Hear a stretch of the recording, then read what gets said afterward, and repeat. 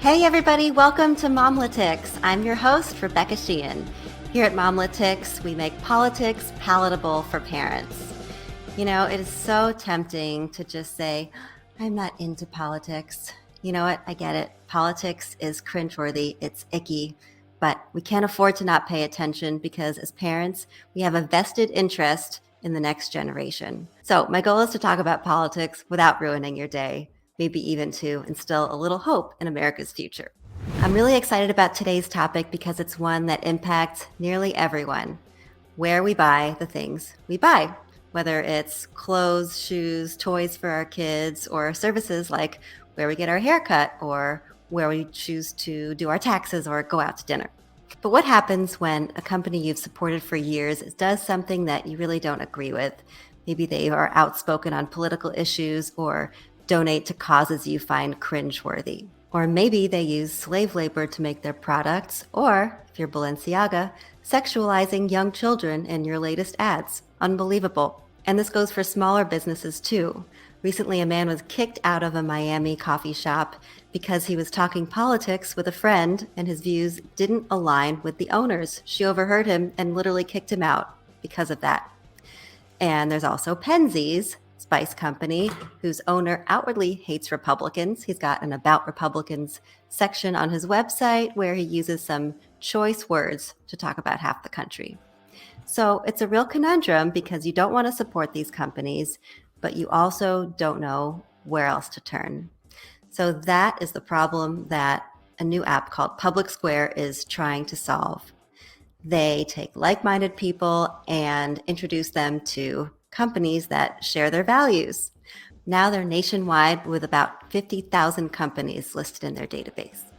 So joining me now to talk about how we can shop without a guilty conscience, among other topics, is Christina Werner. She is co-founder and vice president of Public Square, and she is a proud mother of two, wife, and is passionate about making America a better place. Welcome, Christina. So happy to have you on. Hello, Rebecca. Thanks for having me. This is so fun. So, to get started, Christina, tell me why there's a need today for an app like Public Square. This is probably well known to most of your audience. Corporate America is actively working to destroy the values that the majority of Americans and moms in typical households in America really hold dear, the values that have made our country so special in the first place. But the sad thing is, what do the majority of tens of thousands of conservatives continue to do? We continue giving them our money. And I don't believe that this is really because that's what we want to do. I just feel like maybe there's some moms might say, what's my other option? I know Nike, but what company does not support slave labor in China? What we're here to say is, if a business does not respect your God-given freedoms and your rights, it's time you take your money elsewhere. You don't need to be supporting those businesses. So for an example, with Nike, we have an awesome company called Yakima on there, and they have great running shoes, and I love wearing them. I actually almost wore them today, but I'm in my cozy boots instead. But we have another company on there that has like an UGG alternative, really sweet. They're in in North County, San Diego, and super cute. They're actually just as good, if not better quality than UGG. And we know they're coming from a great family that loves freedom and values the small businesses of America. So there's alternatives out there. People just didn't know where to find them. That's great. I'm wearing my Uggs right now, so I'll have to get a link from you after we're done recording. Yeah. So, when businesses sign up, I mean, are these businesses that have far right views or are they more moderate? I mean, is this something that more moderate people can use? Because not all of our listeners are very conservative. Yeah, absolutely. There is actually nothing on the Public Square website or app that says the word conservative or Republican. In fact, we don't want to put you in that box. We just know that the majority of America is honestly fed up with all this virtue signaling and where a lot of these large corporations are donating their money. The majority of America does not want their money to be donated to BLM. They do not want their money, their hard-earned money that they're spending for their coffee, to go to Planned Parenthood, who is treating women so poorly. So if you're looking for that alternative, we have businesses on our app. So Carly Jean, they're amazing. They're actually really well known. They're a very popular business in LA, but their jeans are phenomenal. When you go to their website, They don't take some, crazy conservative stance. They don't have guns and eagles and American flags flying out there. Way to out there. stereotype. Yeah, right. Now, some of our businesses do. That's great. Not all of them do, but we know like it's a very wholesome company. I can send my 13-year-old daughter to their website and she can go pick out stuff, and I know none of it's going to be inappropriate, or scandalous. And we just know their core values. So we have businesses like that not are necessarily taking a huge political stance. They just love America. They're grateful that they get to have a business. They want their business to be open. They are okay with freedom of choice. If you want to come in with a mask, without a mask, they're not going to ask you. It's not really their business. They don't care. So guilt-free shopping is definitely a noble pursuit, but I'm coming at this from my personal perspective. I'm a mom of 3 little ones, and it's expensive to have kids. I mean, we have twin boys who just turned 4, and they are eating up a storm now. We have to buy an extra pound of salmon every time we go to the store. And of course, they and our fashionista 5-year-old are always growing and needing new clothes. So a $30 pair of shoes, for example, sounds fine, but times 3, that's $90, and it adds up. So I will admit to you that last summer I bought an $18 pair of sneaker sandals on Amazon instead of getting probably the better pair because it was just cheaper and they're going to grow out of them anyway. Yeah. So are you saying that I shouldn't buy them Amazon sneaker sandals this year? And what do you say to the parents who really can't afford to make those changes? It doesn't necessarily have to take your financial vote. Yes, you do vote with your wallet. We totally feel like that is your second vote. And that's where you really shift power, is financially. These big companies are going to take notice when the majority of America stops supporting them. They will. But there are things you can do that don't actually take your money as well. And I can give you some great options of things that are probably the same price as you're going to get at Walmart or Target, but that are on Public Square. But there's things like even just shifting your bank to a local credit union or a bank on Public Square that is not going to discriminate against who you're spending your money with or who you're donating to. And to be honest, like that is in your best interest. Now, do you have a database or list somewhere of companies we should avoid? Like you were talking about banking. Well, what did those companies do that's bad? To be honest, it can get overwhelming when you see all the companies and the things that they're doing. I mean, like what Chase has said, and they actually sat us down in the very beginning. We had a Chase Bank that was right next to where our office was, and it wasn't our goal to actually be with them long term, but to start up a company, we needed to have a bank. So we go over to our local Chase Bank, and they blatantly told us, well, we're kind of concerned with what you're doing. And so it was from the very beginning, okay, not going with them. Same thing with B of A, right? They were giving out data of people that were there at January 6th. We don't per se have a list of all the businesses that have done some pretty, I'd say, not righteous things in America over the past few years. We do on our social media account do a ditch and switch, which is super cute. Ditch H&M and go with Harlow, and they have like similar stuff. And this is the reason why. We try not to on our app necessarily highlight the bad ones. We more so want to focus on the good. That is great. And it's also a great transition to our next point about conservative values. So I love the idea of supporting those businesses. But I thought conservatives valued free market capitalism too. So it seems to be a little bit of a conflict there. Capitalism is competition, the root of the American dream, core conservative principles. What do you think it says about conservative families right now that they're willing to spend more money on a product or good whose company aligns with their views versus sending their money to communist China? I can see the give and the take and the pull in both of it. For instance, I have an iPhone.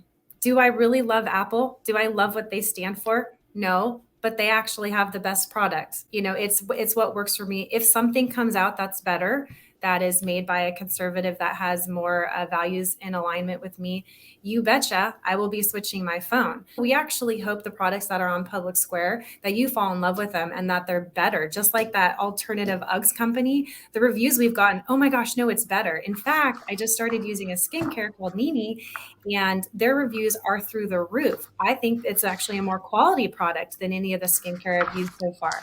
So you don't feel that it's a dilemma or conflict, free market capitalism with supporting these brands because your businesses are actually better in a lot of cases.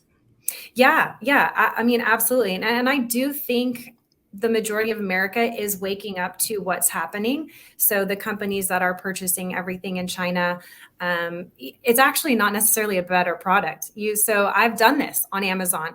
A long time ago, I got rid of my Prime account, but they would show you a product, and then underneath they would show you what Amazon creates after they look at their analytics. They go create that product in China and give it to you for like, half or a third of the cost. But it's not necessarily a better product. It is difficult. So there's that kind of give and take with small businesses and their survival. It seems like it's so difficult today for them to survive. It actually hits close to home for me because my grandfather in 1956 founded a little toy store called the Toy Chest in Connecticut. And I used to love going there when I was little. He sold it when he retired. And I just read an article saying that after 66 years, the store is finally closing. And I was sad, but I was honestly not surprised because at my kids' birthday parties, for instance, all their presents that they get are from Target and Amazon, not my Papa Morris's store, places like that. Yeah. Well, we're looking to change that for you. So how do you think these businesses like the Toy Chest, for instance, how could they diversify to kind of differentiate themselves from the toys they could buy on Amazon and Target? And do you think that'll make enough of a difference? To back up statistically, I want to say it's just about 70% of small businesses in America have the chance that in this next year that they might actually close their door or get bought up by a larger corporation. So that's a very real threat. I mean, exactly what you were saying with your grandpa's shop. Like, this is a threat to a lot of small businesses in America. So this is why we created what we did to create the opportunity for all of America to kind of get the eyes, into the window of these cute small shops where you can go support them instead of just the product made in China on Amazon.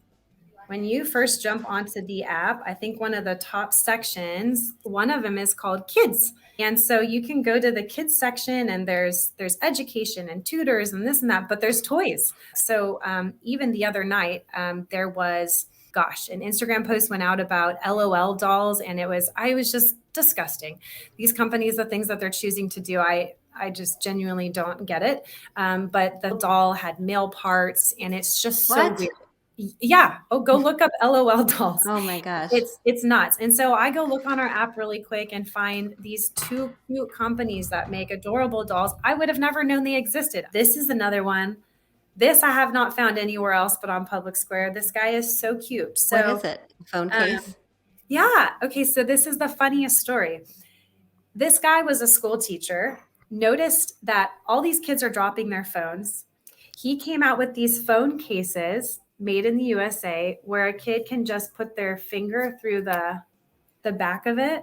But he wanted to make an affordable product made in the USA where kids aren't going to be dropping their phones all the time. And if they do, it actually protects their phone. So nice. Yeah, I know, but made in the USA, and they're actually affordable. To get to know the story behind these people is also really special. To buy something and I'm like, I know I'm supporting an awesome teacher that loves his class and really wanted his students to not have their phone shatter all the time. I love it. So I guess it doesn't sound as political, more just you have someone that aligns with your values. But do you think in general politics has a place in business?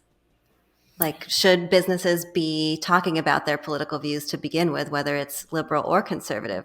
Because sometimes, it sounds a little bit hypocritical to be boycotting a woke business because they're saying certain things, but then turning around and supporting a business who's also saying political things or donating to political causes. Do you know what I mean? Yes. But for instance, like I can actually tell you, I spoke to the owner of Nimi Skincare. I was just letting him know how amazing his stuff is. And he's like, I don't care what your political background is. Now, he has his core values and he's okay with being upfront and honest about them, but he's not pushing necessarily like a political agenda. But I think So what's it sounds happening, like that's the difference, like pushing the agenda yeah, versus just like being open about it. right, right. Yeah.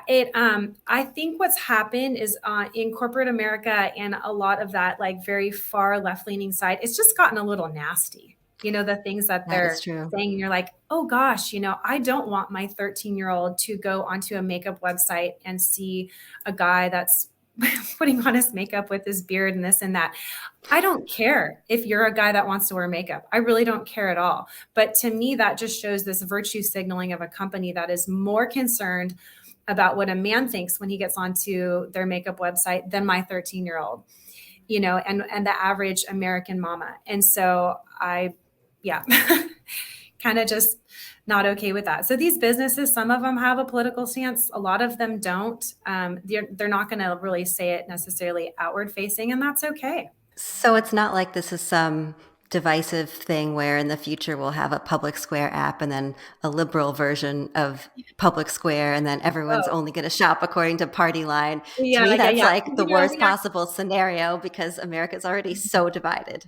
Yeah, we actually hope not. I actually have quite a few friends from my kids' school, some moms that are definitely more on the liberal side of things, but the medical freedom that was taken away from them and their kids over these past 2 years with the pandemic, I mean, it was just heartbreaking to them. And they shop on Public Square, not necessarily because they agree with even the pro-life stance, but they love that all the businesses on Public Square are pro medical freedom and that they're not going to discriminate against their kids if they want to go into the restaurant wearing a mask or not wearing a mask, that kind of thing. So I appreciate that. Very encouraging. It seems like this is really just more of a response to how extreme these woke businesses have gotten rather than them just being a little bit liberal and donating to causes you don't agree with. Yeah. So, and most of America is in the middle. Is there anything else that you would like to talk about? Anything What? exciting coming up with Public Square that you want to share?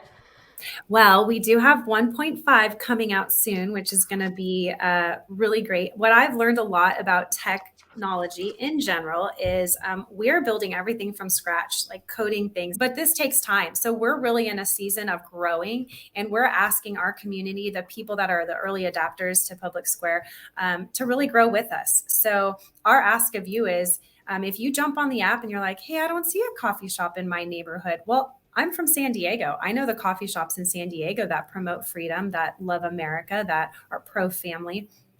I don't know the coffee shops in St. Louis. I don't know the coffee shops in Virginia, so this is where we're asking the community, if you know those like-minded businesses, let them know about Public Square. It's free for them to get on. And that way, more people in your community can find them. We have found that this has been a huge opportunity for people actually just to connect with their community. It's not ends up being just a cup of coffee purchase. It ends up being like, oh my gosh, I found you on Public Square. No way. That's awesome. It's almost like this.